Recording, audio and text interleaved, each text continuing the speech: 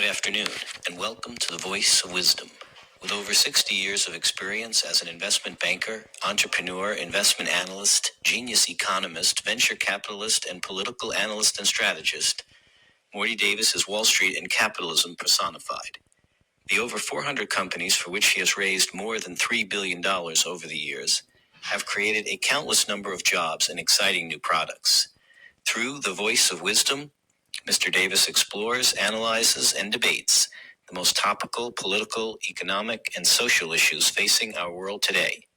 Joining Mr. Davis today for a discussion on the stories making the news is Len Carter.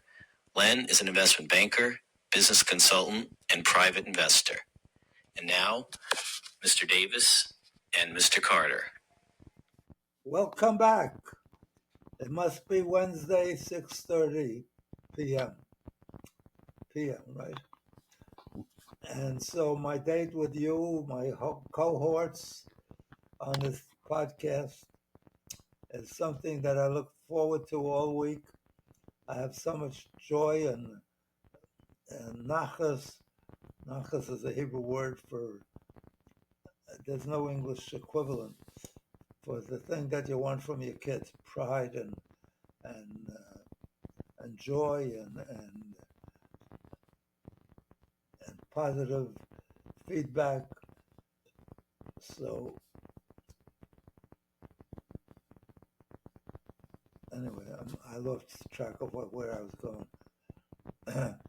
But being back with you again, I got this last week, I got feedback from somebody I hadn't heard from for years, a very outstanding lawyer, renowned lawyer, and terrific. And he commented on his view, and he answered to the question we raised during the last program. So it's always exciting to interact with you, even though I'm not with you in person. But the feedback I get from you, as I tell you every week, even the ones that are critical of me, of my views, I really appreciate you taking the time. And most of them have happened to be pretty constructive. But even the ones that are looking to be a sort of start a fight or belligerent or, very disagreeable, I find them useful because they open up my mind to saying, well, maybe, look, this is somebody I know or is interested in what I say. So I want to hear what they believe, because they're not bad people. I know they're good people. So, and then as I review it, I find that I modify my behavior often. So, or I adjust it so that we're not at loggerheads, So actually, I married off a granddaughter Sunday this past week, and she's marrying a guy whose first name is Shalom. His last name is Dershowitz. He's related to the famous,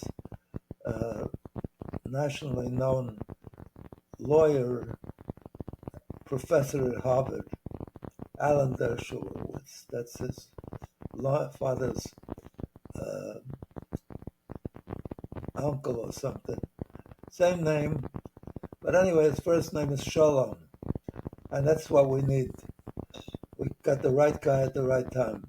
We need a little more Shalom, because there's wars all the time within families, even within my own family. I'm often arguing politics, and we get into sort of loggerheads. We almost, I don't mean that we fight, but we do fight. And that's my children, my grandchildren, my great-grandchildren. I got a lot of people that could take issue with me, because thank God we had 2 new babies in the last month, so that's I'm up to something like over 104 or something. And that's the real assets.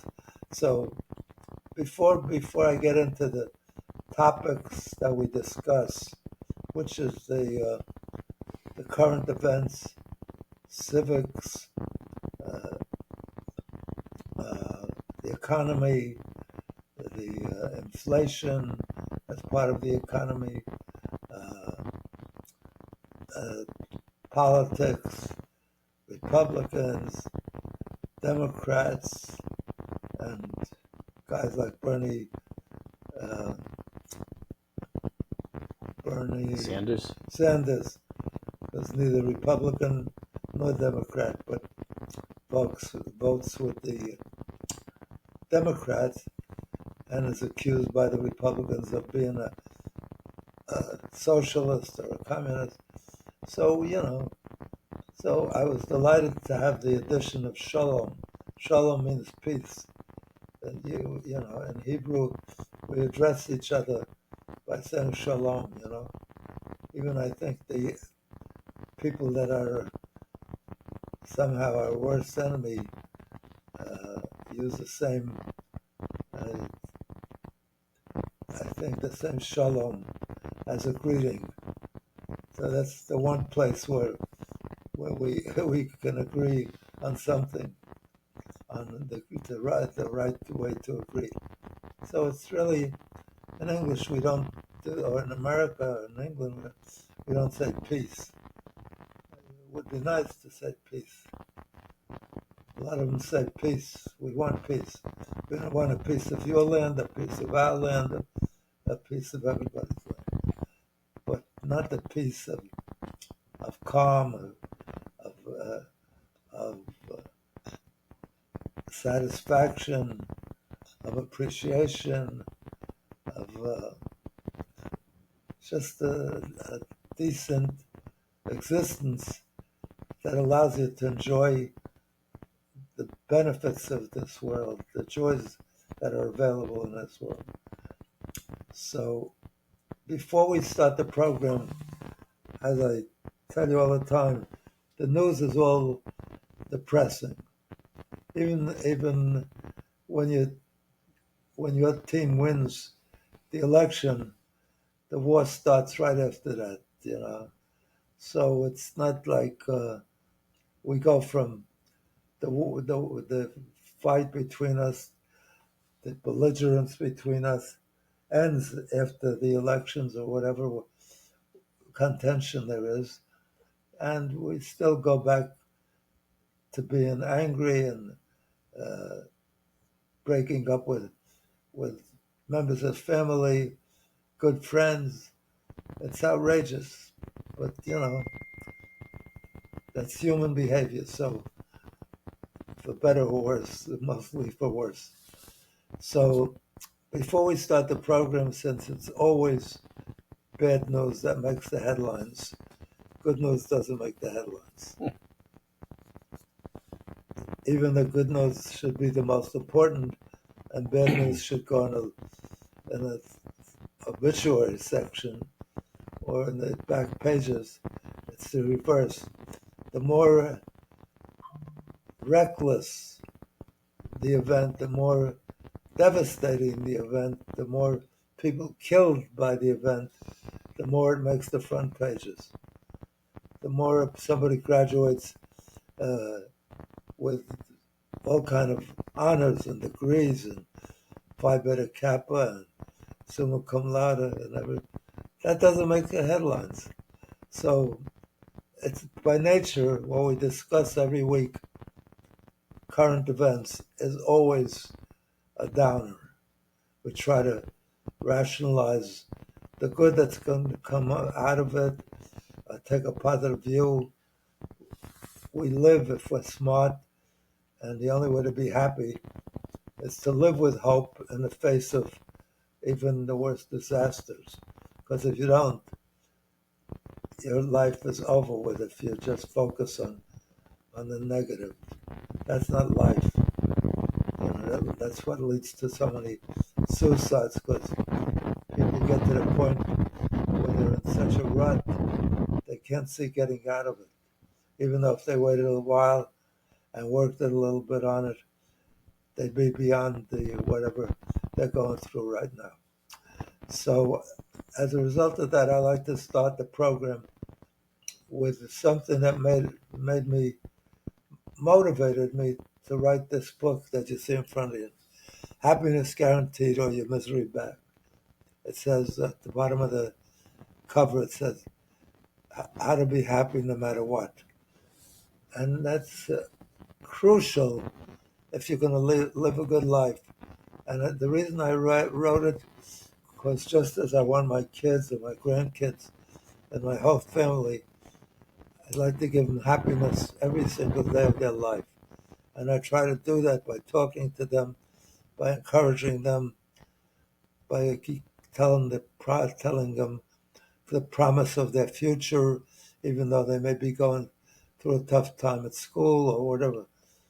And I want to do the same thing for my members of my family, my friends, my community, my countrymen, and my fellow human beings. That's the one thing that I love to do that makes me happy. And that's one of the clues. If you want to be happy, the simplest, it's easy to be happy if you figure out that if you do nice things for other people, it gives you a gratification that lasts way beyond the time you're doing the mitzvah, the good deed. And I've gotten more joy out of the money I used as contributions to build schools, to build research of new drugs that help people, of the various colleges I've funded and built. I built the number one graduate university of Hebrew studies, located right near where I live in Long Island. 1,000 students are studying 24 hours a day. The lights are on all night. And I get so much gratification. And all the people studying there, every time I see them, they thank me. They say, you made it all possible by building this school. I built the best high school in the neighborhood. I get letters from students that I funded with scholarships to go to medical school. And now they're doctors and they write to me how much good they're doing in the world, all because of my support at the time when they couldn't afford to even though they were accepted in medical school. I got letters from Asians, from Latinos, Hispanics, Jews, Christians,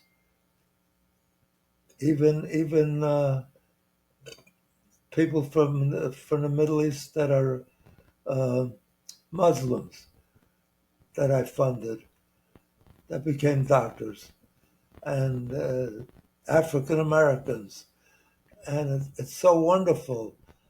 And so that's nothing I ever spent my money on. That all of my contemporaries, the ones who graduated Harvard Business School with me, and like me, got top grades and were very successful in almost every case. And the guys that my contemporaries on Wall Street that made it by the time they were 40 or 45 like I did and had significant wealth, all the first thing they got was their own private jet, their own yacht, uh, a mansion. Almost every one of them has a mansion, either in the Hamptons or in one of the islands, the Caribbean islands, or in Paris. It's almost every one of them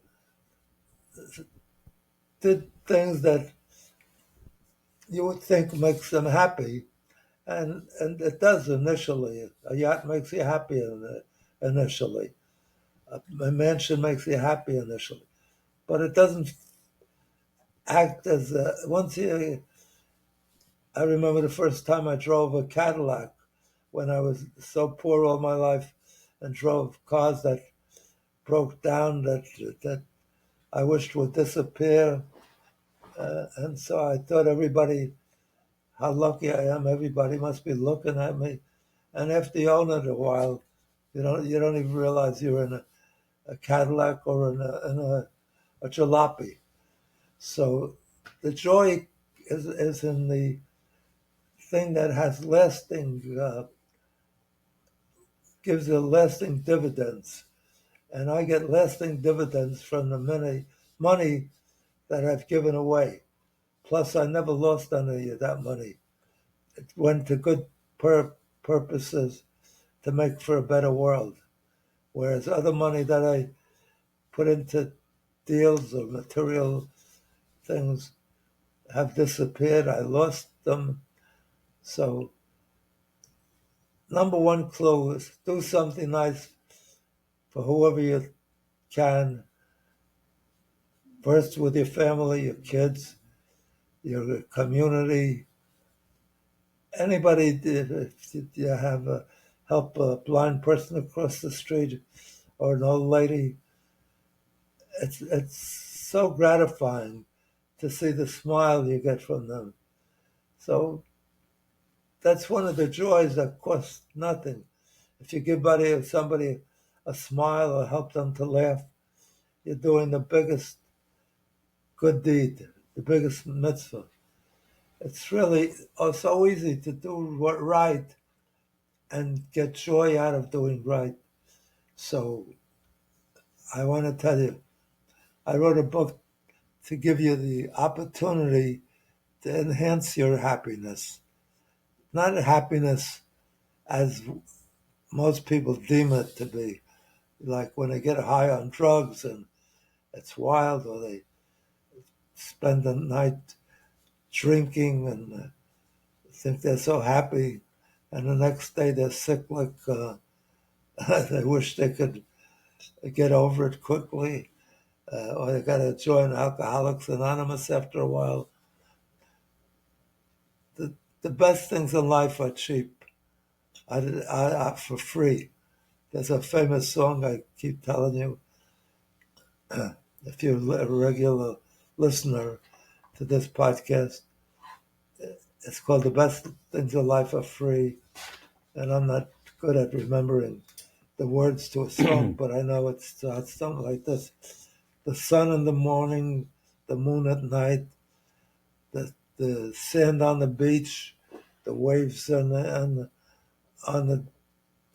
edge of the beach and the water, all of those things, nature, looking out at nature, walking through the woods or through gardens, all of that is as free as could be. All you got to do is take the time to go to the right places and do the right things. So the best things in life are free. It doesn't cost a lot of money. And the other thing that teaches in one of the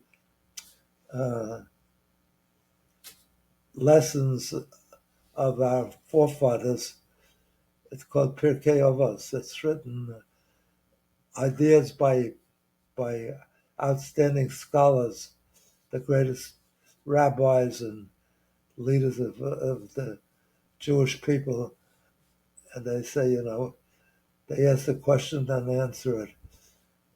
How are you happy? What is happiness? They say in one very short quote, being satisfied with your lot, enjoying your lot, appreciating what you have. Or it says one other thing that's interesting, because you think possessions are such a valuable thing. You have a lot of possessions, you'll be happy. And one of those scholars says, the more possessions the more anxieties. I was very successful on Wall Street, and part of my success was I owned a lot of different shares and properties, and every one of those possessions brought me dividends, but they brought me aggravation. When the market went down or crashed or there was upheaval in Europe or anywhere in the world, I was down. I used to wish I could park the car like a cab driver and be done with it instead of being attached to these assets. So the most joy I got is the colleges I funded, and I see the output that comes out from that. I built the number one high school in boys' high school in my community. The kids there love me and love the school, and there's nothing like it. You can't buy any asset. The best stock could go up, then after it goes up, inevitably it starts to go down, and often even goes broke. Nothing lasts forever. All the greatest stocks that were great when I first came into the market, they're not even in the Dow Jones. That used to be the motto of just buy American Telephone, AT&T, and you never have to worry. And at that time, it was a monopoly. It was good for dividends every year and so forth. It's the company that's American Telephone today is not even a reasonable skeleton of what American Telephone was. And all of the biggest companies, Grand Central Railroad, Pennsylvania Railroad, were big stocks. The copper mines, the iron mines, Kodak. the steel mills, Kodak. Yeah, Len Carter points out Kodak was a monopoly. You couldn't live without it. You had to buy their films to take pictures and then go to the drugstore or wherever to have them developed. And they no longer exist. The company exists, but its major product, film, doesn't exist because they've developed the ability miraculously to take pictures without film. So they lost their, and that's the nature of life. Nothing is forever. But what is forever is when you do good deeds and you can look back and people remember you and you remember yourself that you did this, and you get letters from doctors that say, without your help, I could have never been doing this service for humanity. That is so fulfilling, better than any billionaire. And there are billionaires that I know that committed suicide. And you think, why? How could they do that? They're the envy of everybody. They have yachts and they have homes all throughout the different countries in the world. Everybody envies them, when you get to know them, you find out how unhappy they are. As a matter of fact, I like to tell a story. On a one Friday, they announced that the head of New York Central, the company that owned the Grand Central Station and all of the trains in those days, famous company. The head of the company, I forget his name. Anyway, on a Friday afternoon, he was in his uh, living room or dining room where he had a pool table, and he was found playing pool. And then, for some reason, he was very depressed, probably related to his business or some offsetting occurrence, imminent occurrence. He took out a revolver and blew his brains out. You would think that this guy was the equivalent of billionaires today. How could anybody be happy then he has every kind of possession that everybody wishes. So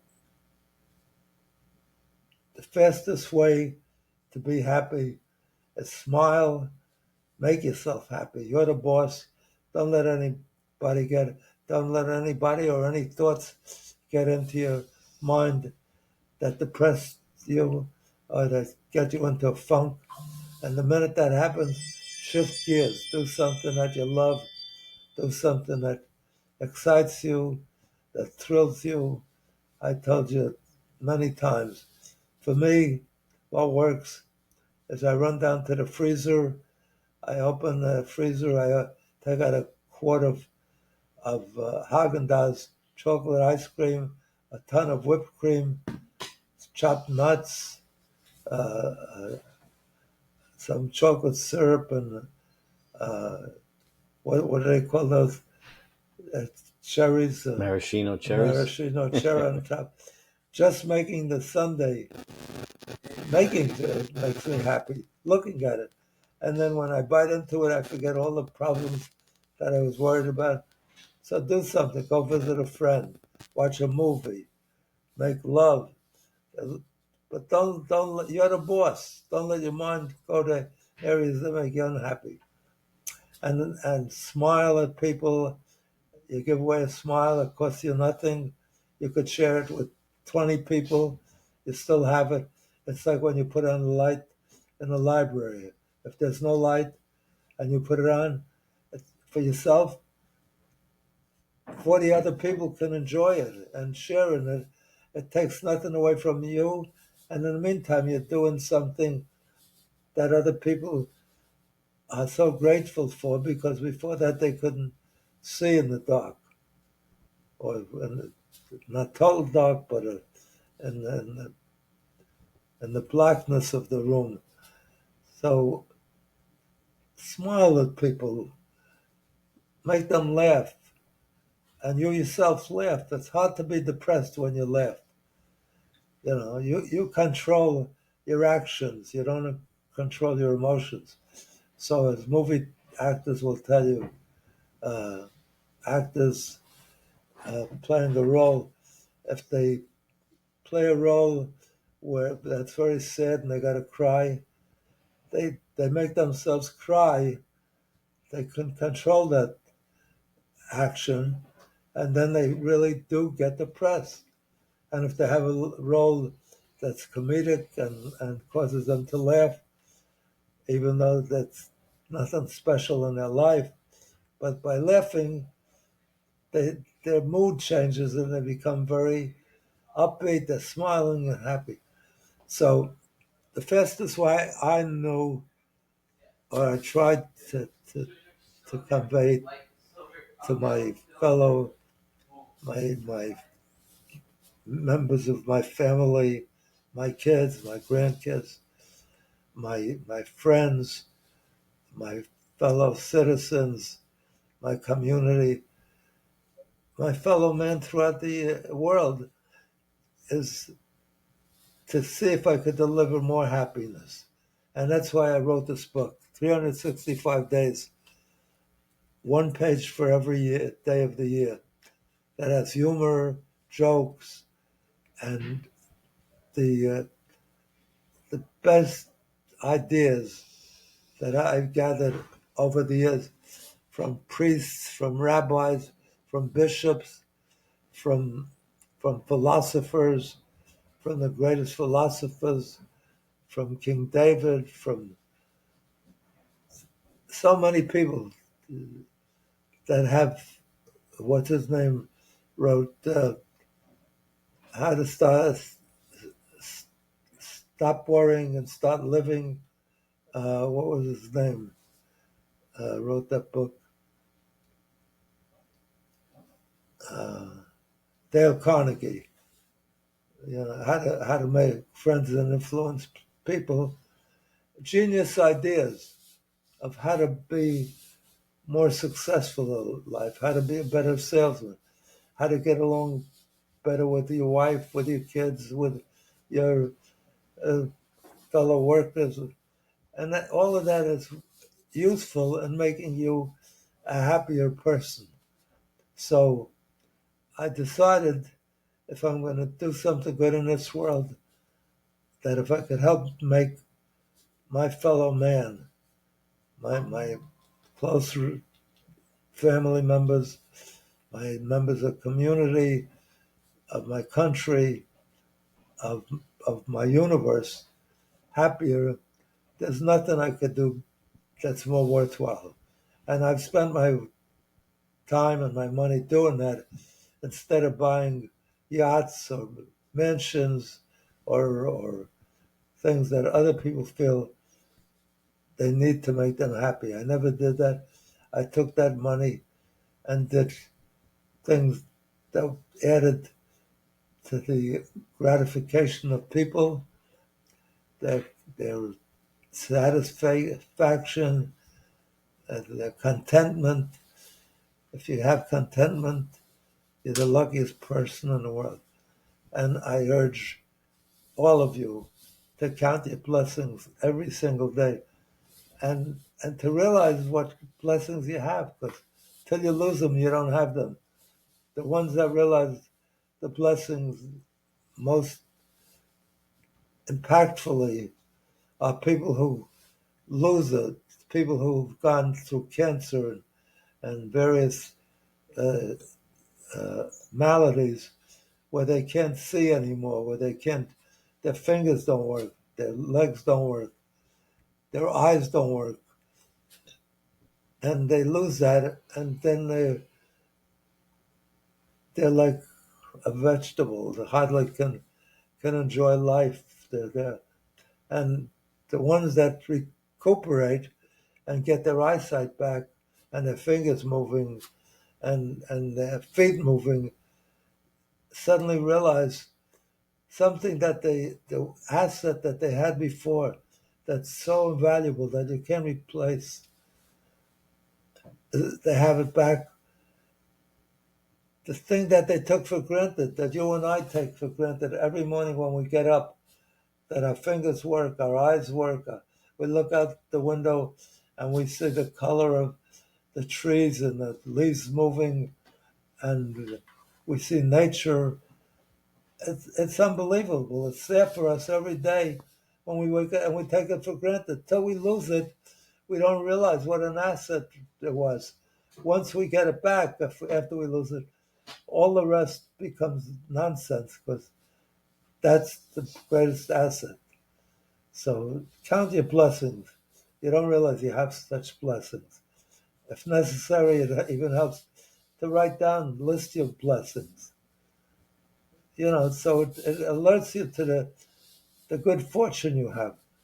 So the fastest way I know, and the best way I know to enhance your happiness today and forever throughout your life is get a copy of Happiness Guaranteed, or Your Misery Back. And I'm so sure you'll appreciate this book and enjoy it. If you buy it or you get it as a gift, you'll be, for the rest of your life, enhancing your own ability to be more content, happier, more gratified. And I'm so sure about that because since this book came out, I've gotten hundreds of calls. People that got it as gifts, people that read it in the wife's bedroom or in the husband's bathroom or wherever. And they voluntarily, spontaneously drop me a note and say, thank you, I really enjoy it, and so forth. And as a consequence, with that kind of feedback, and people that got it as a gift 6 months ago or bought it 8 months ago, most things that they own that long, they never look at it again. And these people are using it daily now and tell me how beneficial it's been to their life. So as a consequence, I've made this offer to the people who purchase this book. that if you acquire it or get it as a gift or however, and if you're not fully gratified, what is it? Satisfied? Attitude is. Attitude of gratitude? If you have an attitude of gratitude, you'll always be happy. So they have this attitude where they're thanking me and appreciating. So I decided at one juncture that I will offer anybody that gets it as a gift or acquires it, purchases it, if they don't have the feeling that it was worth it, that it was a great buy and a great asset to acquire, I will give them not only their purchase price back if they send me their purchase slip, or if they get it from the one who gave them the gift, and I will not only refund them their money and let them keep the book, but I will give them double their money back. And I haven't gotten anybody to accept it yet. But if you buy the book and you find that it's not giving you significant benefits, a significant, meaningful upper in your life, please send it back to me, keep the book, and get double your money back. Just getting double your money back should make you happy. So your misery back and your money back. Right. Anyway, I won't take any more of your time. Run out and get this happiness guaranteed book for yourself. And don't just read it as a book, but every day pick up one page. It has great jokes, great humor, great insights, and all of the greatest thoughts by some of the greatest philosophers and scholars in the history of the human race. And without further ado, let's get on to the depressing events of the week. It's called the news, the headlines. So you want to So keep thank you, Morty. This monologue, because I'm thankful again to have Len Carter as my co-host. He's a genius. He's terrific. Every school he went to, he graduated with honors, graduate degrees. He graduated from Harvard Business School, same as I did, top of his class, and as an electrical engineer from Cornell, one of the great Ivy League schools, and then a master's in electrical engineering from Stanford, maybe the number one school in the country, developing new entrepreneurs. It's in the midst of Silicon Valley. Two young guys that were at Stanford developed Google. It's amazing, and he graduated from that school with honors. So I wasn't friends with them. Too bad. You're not old enough. Too old, actually. Not young enough, right? Yeah. I'm sorry. Anyway, without further ado, Len, you want to Yes, thank you, Morty. So, as we always observe, a lot going on these days, this week. I wanted to talk about or have a discussion on something that we've touched upon in various prior shows a little bit here and there, which is the role that influencers have in our government. And, you mentioned oftentimes how Dwight Eisenhower warned of the military-industrial complex as he was exiting his presidency. And we see historically other societies have a lot of influence from the well-heeled, and so in particular oligarchs. And so I found it kind of striking and just if you look back to the Trump inauguration, and as President Biden was exiting office, he warned of the influence of oligarchs in America. In a similar way, Eisenhower warned of the military-industrial contract. Did you explain what an oligarch is? So it's generally someone with a small group of highly influential, very wealthy people Billionaires. that often are politically connected and business connected. But interestingly, the warning of oligarchs in America is like the warning of the military-industrial complex. And when you look at who was sitting at the Trump inauguration, you had the heads of Google, Amazon, Tesla, and Meta, Facebook, all billionaire businessmen. In fact, you might say oligarchs, or what would be an oligarch in the U.S. So, and Musk, who you mentioned, Tesla, has become a major player. Yes. Even though he was never elected. Yes.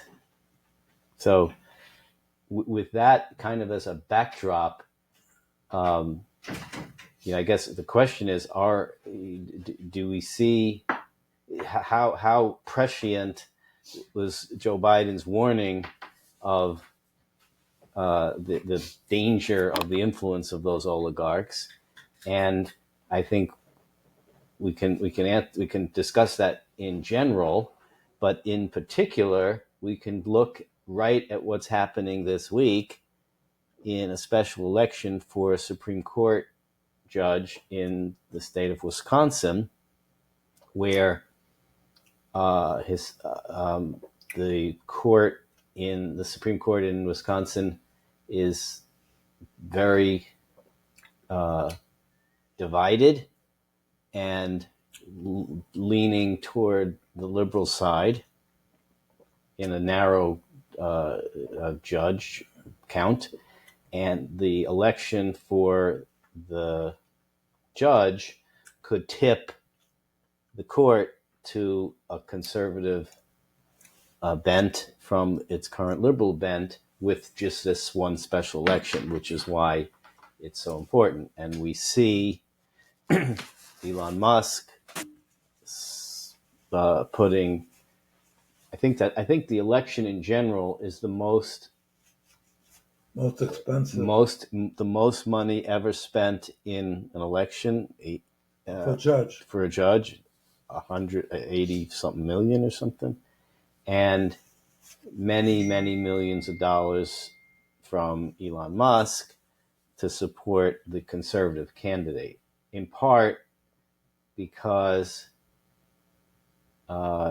in Wisconsin there's a rule where cars cannot be sold directly from manufacturers. They must have dealerships, separate dealerships. So that's a problem for Tesla because Tesla has no dealerships. It has company-owned dealerships, if you want to call it, but not independent dealerships. So I think one of Musk's motivations might be to have a conservative court, which might look more favorably on laws that would allow Tesla to sell more easily in that state.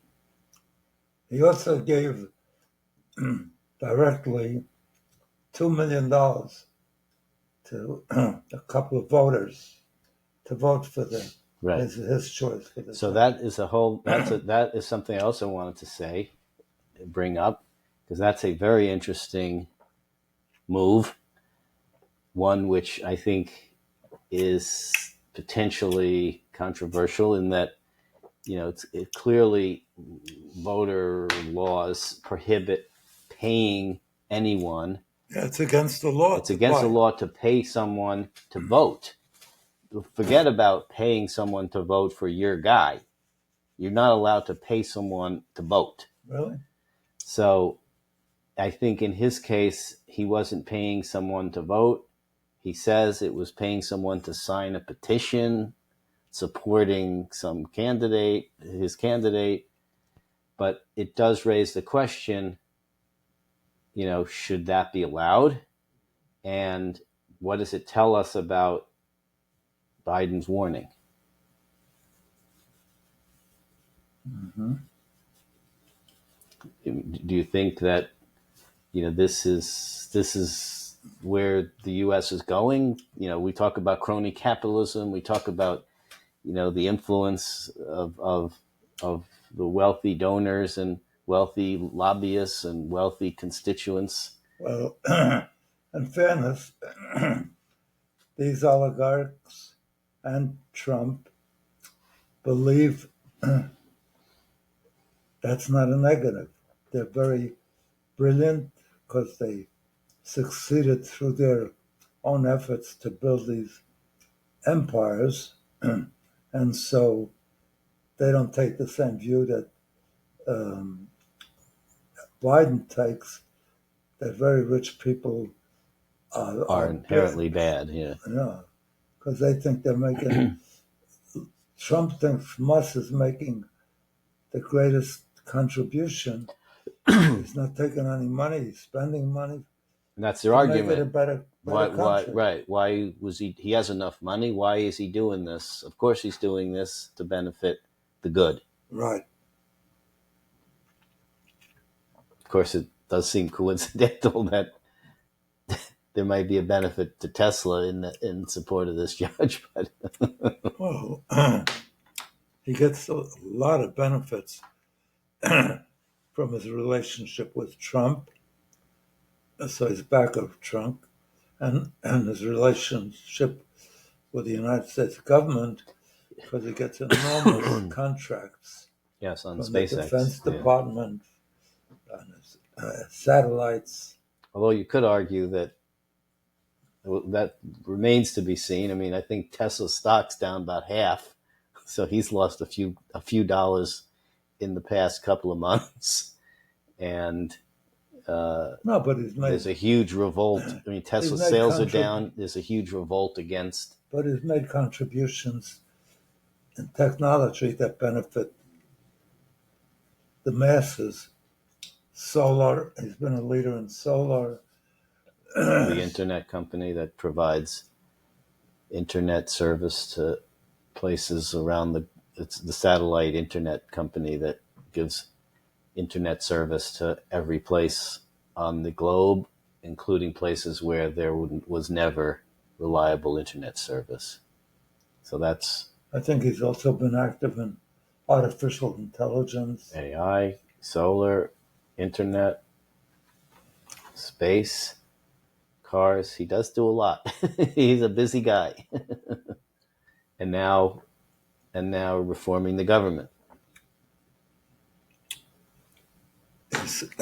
Presumably through Doge.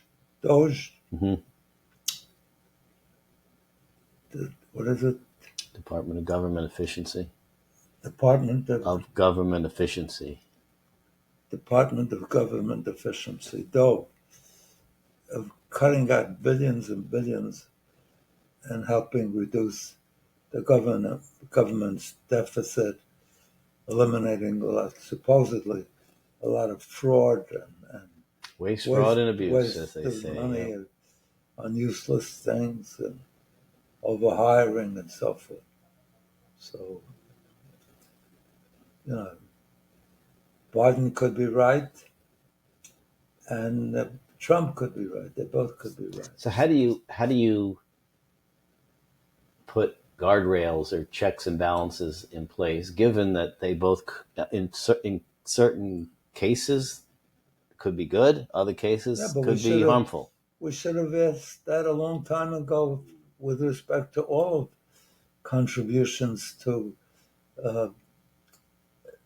people running for important office that influence the outcome of what this country is all about.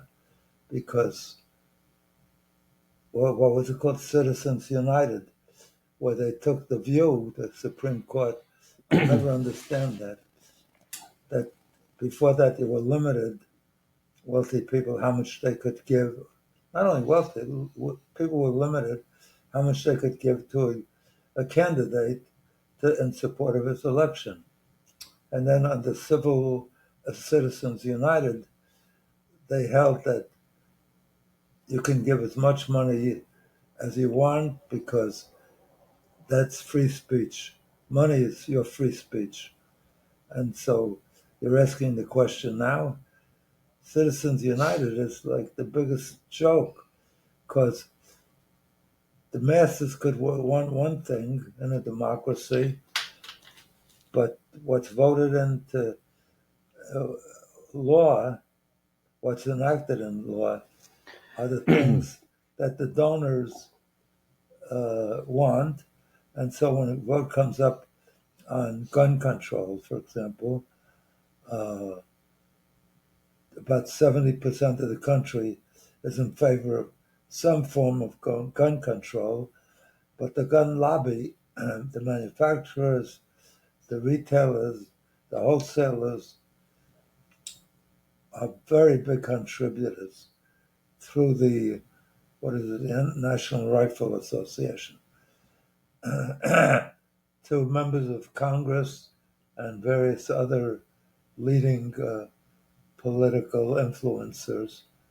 And so when a vote comes up on that issue, that a majority in a democracy, supposedly the majority rules, it never gets passed because the gun lobby says, if you vote for this change, for this limitation, for this regulation, we're gonna primary you. We're gonna back anybody who runs against you. And they're so frightened by this because they're so powerful in terms of the money they provide that the country is not a democracy anymore. It's really, I don't know what you call it, an autocracy, or it's not the majority rules, it's money rules. It's difficult because at some level you're not you're influencing voters, or are you, through advertising? You're not forcing voters to vote one way or the other. Aren't you assuming that voters are that pliable that they would vote one way because they're influenced by a bunch of ads for a particular candidate?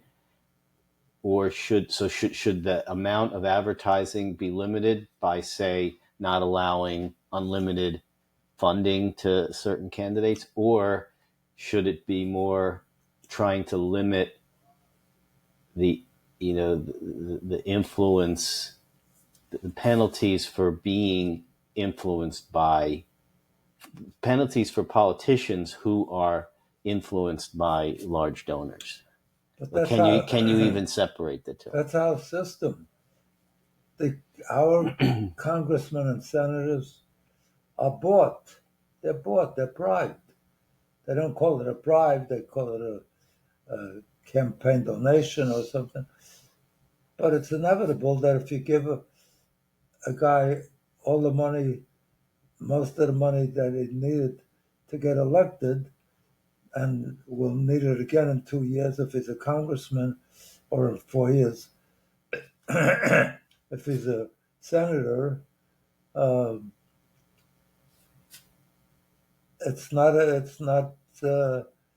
not equal under the law because they're buying their favoritism. So what happens if? So one way to sort of equalize it would be, just an obvious way to limit like donations. Like you can't donate an infinite amount to a candidate through other means. On the other hand, what happens if one candidate is really just so bad that he can't raise any money to, campaign, advertise, or get his views or her views known? In that case, any advertising that the other side does is going to be overwhelming. If he's so bad, in what sense?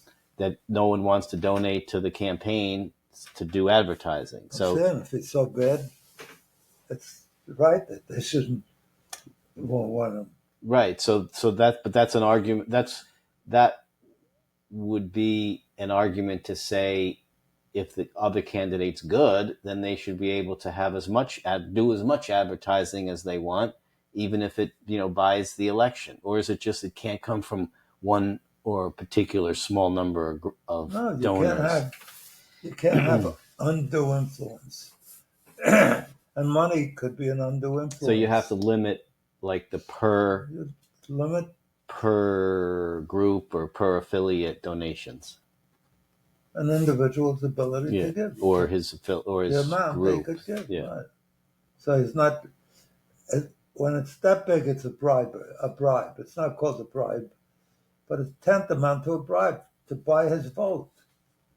And in a democracy, you're not supposed to have vote buying, but there's no question that it buys favoritism. That's why the first thing when the Republicans get in is to respond to that group and pay them back, is they cut taxes for the rich, even though the rich have a disproportionate amount, way out of the historic even, amount of influence that they have in the elections and the voting and the enactment of laws. Not a democracy, I don't know what you call it, but I don't know that China's less democratic than, even though we call them communists, they're hardly communists, because Marx would turn over in his grave, because they have more billionaires in China than we have in the United States. It's not what Marx had in mind, that from each, according to his need. From each according to his ability, yeah. From each according to his ability, right. So people that say politics is corrupt, they're not wrong. That's where that statement comes from. It needn't be corrupt, but inevitably, if you make money, what determines who's serving and what gets enacted as a law, then it's got to be corrupt, because you're not responding to the will of the majority or the will of the people, the citizenry, but to a unique group that gets special treatment, even under the law. It's supposed to be equal treatment under the law, but we know that that's not true. Somebody steals a pound of bread and they go to jail because they don't have the money to get adequate legal representation, and somebody steals a lot more than bread. Steals from the whole bakery. Right, or the IRS, doesn't pay taxes or this. They get a panel of top lawyers and they fight the government, and then ultimately the government settles for a lot less than if it was some little guy that right away is thrown into the brig. We don't have a lot of time left, so let's talk about another big topic related to economics that's been in the news and will be in for a while, is this week's Liberation Day, which is tomorrow. The day that... It would have been today. Well, today being when we're recording this, because today is April 1st. As I said, I'm engaged tomorrow, so I can't be on a program, so we're recording it a day ahead of time. And that's why we're doing it late, because I'm hopeful that we can even get some of the results. One of them's in. One of them's in? Yeah, the only one. The results one of the of Florida the special races, elections. yeah, was won by Fine. Fine winner? Yeah, that Even was though he came expected. from behind. Yep, that was expected. They hold on to the seat. That's And Florida. the other Republican is ahead. It hasn't been called yet, but he's ahead with 74% of What's the his vote. name? Patronus. Patronus? Yeah. How much is he versus the other? 52-47. 74%. So I mean, both of those are expected to go. And how about Wisconsin? And the Wisconsin, and the judge, those those judges that we were for, talking about. Those two are directly for congressmen. Right. That are replacing others that retired or got appointments. Those results aren't in yet. Nothing from Wisconsin yet. So Liberation or Day. At least we stayed on late enough Tuesday night to give you an update on Florida, which the Republicans kept those seats. Having been a student of the stock market for 50, 60 years, what or more, what's your prediction on the effects of Liberation Day on the market, both the short term and the longer term? Because Trump's argument these days is, I think, almost admitting there's gonna be short term, as he calls it, disruption or some pain. He's saying, I don't really care.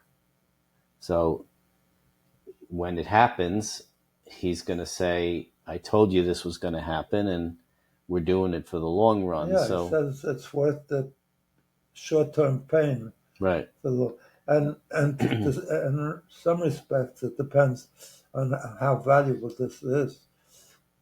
It has led to enormous investment by foreign companies that are now working in their own country, building their facilities in the United States. So there's been literally trillions of dollars invested in yes, semiconductors and automobiles to get off the tariffs. Right. But we get a lot of new jobs and we build those industries. That seems to be his claim. Look at how great we're doing because we're getting all these investments. I don't think he realizes the implications of that, because with all those companies rebuilding industries that we exported because it's produced more cheaply and more effectively, apparently, than we can, means that there's going to be so many new jobs. And with so many new jobs, as we already have full employment, it's going to lead to inflation of wages. And that's for sure going to lead to a jump in inflation. And we don't even have the people to cover those jobs, especially with cutting off any inviting growth of the external population in the world to come to the United States. Before any of this has been really implemented, the market's off about 10% from the top. Is it off today? It was about a tiny bit up today, but it's about 10% off the top, and none of this has even been really implemented yet. none of it has had its time to work its way through earnings and guidance that companies offer, and the promise that Trump gives that this is just a short-term impact, or the retaliation. We haven't seen Right. what the impact of retaliation is from other countries and what the retaliation against the retaliation is going to be. That's when it becomes an escalation. No, and also, I mean, do you see the market going down by half? No, but also somebody who's as effective as a convincer, a salesman, as Trump, and says, even though that's true, whatever degree of inflation is induced or whatever negatives, it's going to pay back many times over because we're building America. 2008 is a good example of the government trying to deregulate too much, so that the banks took over and created all kind of new securities that seemed more attractive than even the U.S. Treasuries, and people invested in them, and they were so desirable that the banks created these securities out of thin air, and then it went down, almost bankrupted all the banks. So it's the behavior of government that has an enormous impact, and eliminating regulations, which seems like a great idea. That's one of the things Musk and Trump are blowing their horns about. There's a reason regulations are put in, and at the time they were put in, they had good rationale. Maybe for sure some of them get carried away or they grow too much and we get overregulated, but it's better to have regulations than to eliminate them, as the Republicans often think would solve all our problems, because it would be much cheaper to run the country without regulations. Nobody ever comes up, at least not on the Republican side, with the way to deal with the deficit is to raise taxes. You raise money, you lower it, you give more tax cuts. Well, 20% tariff on every import is a big tax. It's just not an income tax. Yeah, but it's also a regressive tax on people that have it the least. Right. But it is a tax. Yeah. So, and that's one of the claims that they're saying is this will help the deficit, which it will, but it's going to also hurt everyone in the process. Not everyone. It hurts those that are most vulnerable, the ones that can't afford it. The ones that are getting killed by this are the imports that come from China and the likes, Vietnam, that produce much lower and deliver much lower than we can, because they just have much lower labor costs.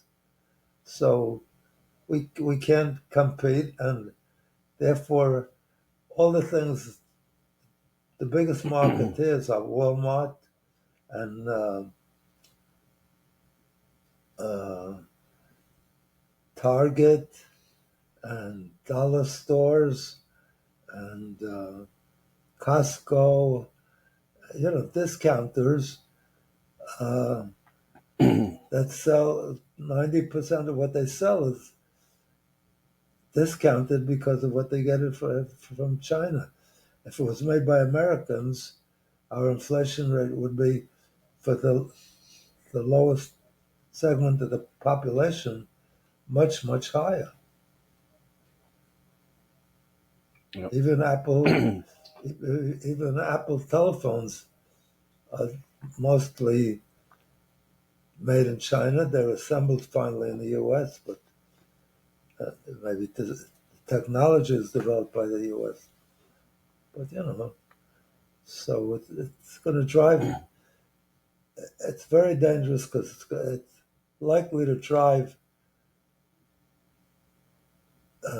inflation So therefore, where do you think 6 months from now? Where do you think the market? Interest rates, when you have higher inflation, you have higher You could have stagflation again. interest. So you know, people can't buy. The mortgages go up. They can't buy new homes. And So if we're down 10%, and this hasn't started yet, do you think it could be a 30% bottom out? yeah, More? I think for sure, because we've had a straight up move anyway. Yeah. So it needs an excuse to correct. Yeah. And it's not cheap by historic measures. The price earnings is 20, more than 20, I think. And anytime it's hit that, we've had significant drops. So I don't think the optimism is still very much there. And Trump feeds that optimism, and I hope he's right. But I don't believe he's right. All right. On that note, we'll have Do we have any more time, or we're finished? We're over. We'll have the clock things is our enemy. All good things come to an end. We'll have a lot to So talk about. thank you for joining me and Len this week, and I hope to be back with you same time next week, 6:30 Wednesday. I love you. Damn it, be happy. Don't worry, be happy. And if you're not, I'm coming over to your house myself and make sure I'm going to beat happiness into you, like you do to your kids. So you have to do things with tough love. I'm going to give you some tough love. But you're your own boss. Make yourself happy. Make that your number one goal for this year, for next year, and for all your life. If you make yourself happy, you'll make all those around you happy too. God bless you. I love you. Have a great week. Have a great every day of your life. Bye.